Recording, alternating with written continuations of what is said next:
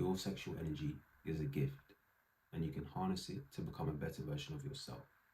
The problem is, too many people waste this energy and deplete themselves of a force that could propel them forwards. So some of you may know about the practice of nofap or semen retention, and this is something that came into my life as I learned about sex transmutation.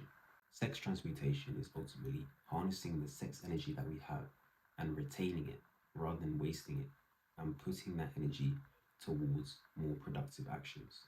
This made a lot of sense to me because I understood that energy cannot be created nor destroyed, it can only be transferred. So it made sense that we have this energy within us and we can transmute it to another form of energy and put that energy in a more productive place.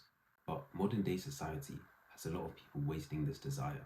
Things like pornography, overstimulating our mind, and causing us to waste this life force energy.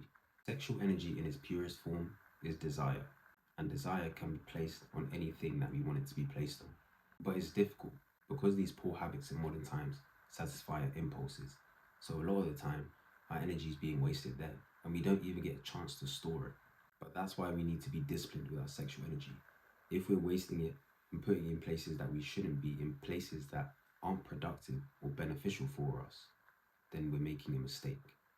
We have to understand how powerful sexual energy is.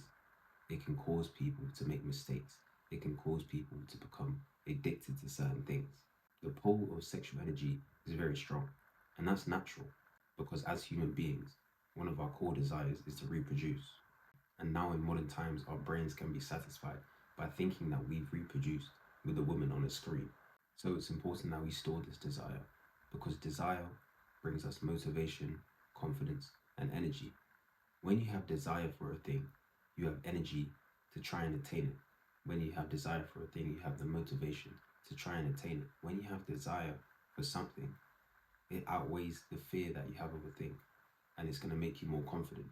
And through my journey of trying to retain my sexual energy, these are things that I've definitely noticed: an increase in confidence, motivation, and energy, and ultimately desire.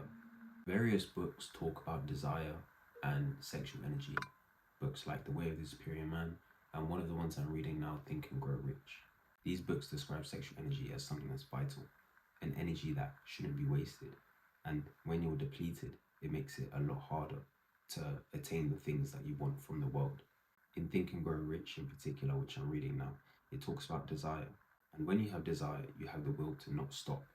And most of the time, being successful at anything is just not stopping, just being consistent, constantly desiring the thing and constantly putting in the effort.